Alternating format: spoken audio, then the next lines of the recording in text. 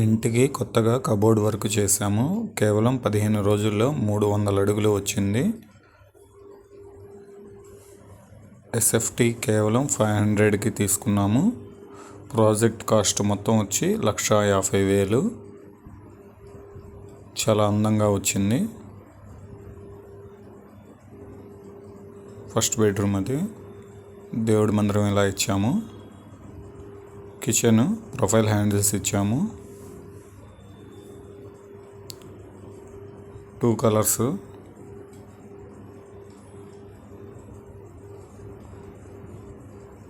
White and blue,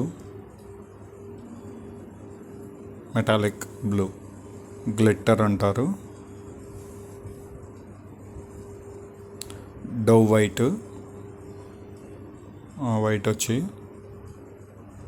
పూర్తిగా metallic glitter.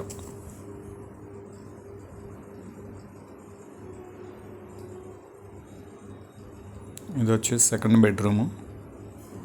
Sliding doors,